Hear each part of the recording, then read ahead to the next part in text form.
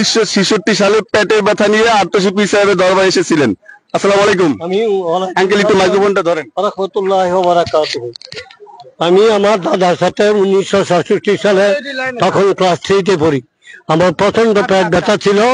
তখন দাদা বলল যে চলো জাকের মঞ্জিলে গেলে পেট ব্যথা থাকবে না।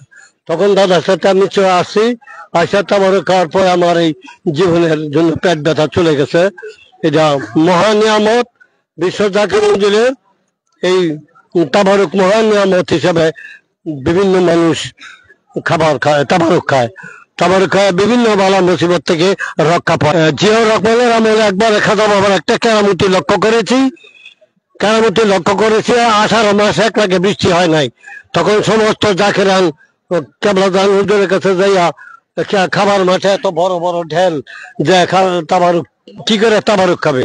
তখন হুজুর কেবলা শরীরে একটা গেঞ্জি ছিল আর মাথার রুমাল যা বাইর হওয়ার পরে আমরা পিছনে যাইয়া তখন খাজা বাবার পিছনে দাঁড়ায় রয়েছি। আকাশের দিকে তাকাইয়া খাজা বাবা 10 মিনিট দাঁড়িয়ে আছিলেন। 10 মিনিট দাঁড়িয়ে থাকিয়া তারপরে বলছে তোমরা আসো। বলে তোলা ঢুকার 15 মিনিট পরে ওই মুষলধারে 2 ঘন্টা বৃষ্টি হয়েছিল, প্রচন্ড বৃষ্টি হয়েছিল।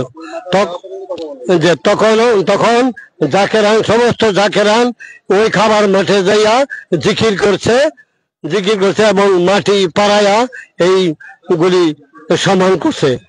তারপরে গিয়া বললো যে বাবা অনেক সুন্দর হয়েছে বৃষ্টি।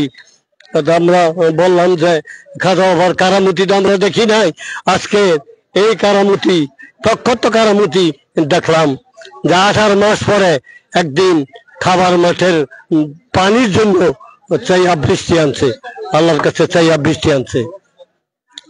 অসংখ্য কারামত আছে, বহুত কারামত আছে।